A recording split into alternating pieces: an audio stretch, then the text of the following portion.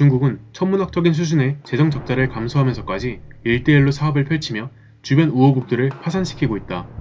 미중 무역전쟁에서 엄청난 타격을 받고 중국 내 통계들조차도 중국이 붕괴되고 있다고 적신호를 내고 있다. 그와 반면에 미국은 무역전쟁 중임에도 완전 고용에 다다른 상태이며 나스닥 증시는 각종 신기록을 갈아치우며 천정부지로 치솟고 있다.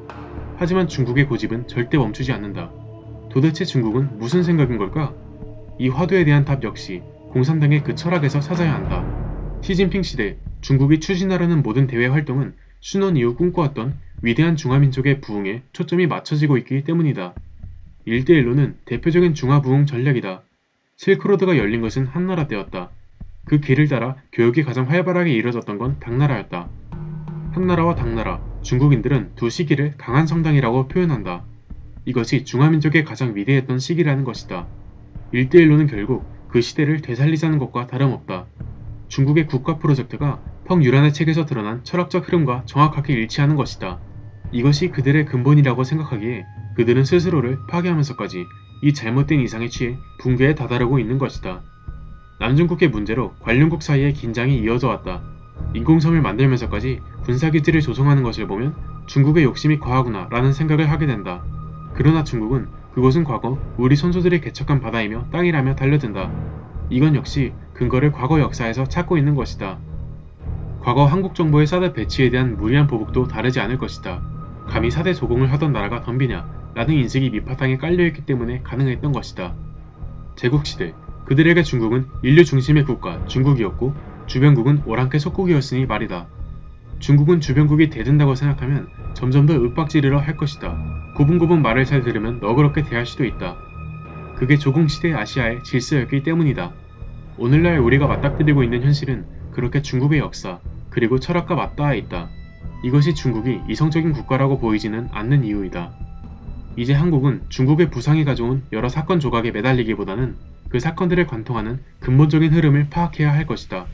위대했던 중화민족의 부흥이라는 그들의 꿈이 현실에서 어떻게 표현되고 또 그것이 품고 있는 날카로운 칼은 누구를 겨냥할 것이고 누구를 파멸에 이끌었는지 잘 봐야 할 것이다. 국고가 약탈당했다. 중국으로부터 너무 많은 빚을 져 재정적 어려움을 겪고 있다. 인도양의 섬나라 몰디브 대선에서 완승을 거둔 이브라힘 모하메드 솔리 대통령이 한 말이다. 그가 취임 일성으로 탈중국을 꺼내든 이유는 전임 압둘라 야민 대통령 시절 추진된 중국의 1대1로 정책 참여로 나라 재정이 위기에 처했다고 판단했기 때문이다. 그는 국가의 재정 상황이 불안정하다며 오로지 정치적 이유로 진행된 프로젝트로 인한 피해와 손실이 엄청나다고 우려했다. 중국의 1대1로가 곳곳에서 파열음을 내고 있다. 빚더미에 오른 주요 참여국들 사이에서 볼멘 소리가 터져 나오면서다. 1대1로 사업은 2013년 시진핑이 제안한 현대판 실크로드다. 하지만 파산 직전에 내몰린 국가들은 1대1로 사업을 폐기하거나 재검토에 나서며 중국과의 거리 두기에 나서는 모양새다. 몰디브의 솔리 정부는 중국과의 자유무역협정 합의를 무력화하고 중국 주도의 1대1로 참여를 제고하기로 했다. 사실상 탈중국을 공식화한 셈이다.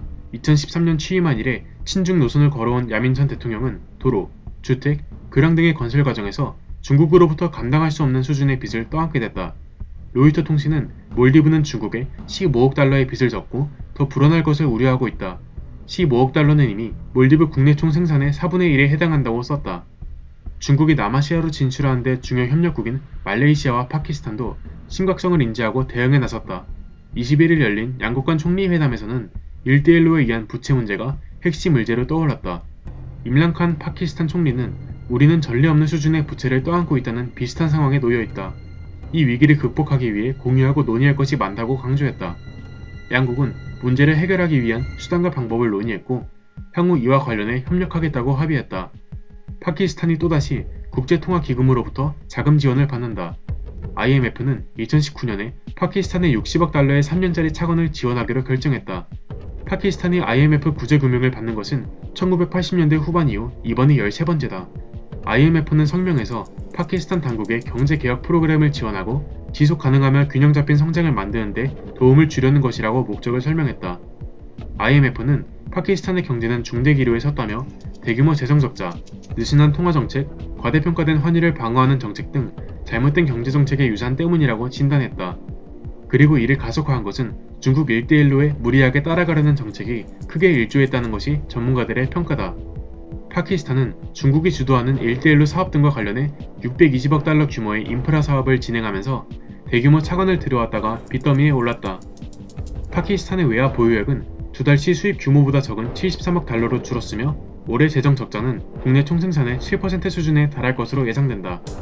파키스탄 정부는 지난달 구제금융에 동의하면서 민간 부문에 대한 지출을 줄이고 국방비를 동결하는 한편 재정 적자를 줄이기 위해 세금 5조 5천억 루피를 걷어들이겠다는 계획을 발표했다.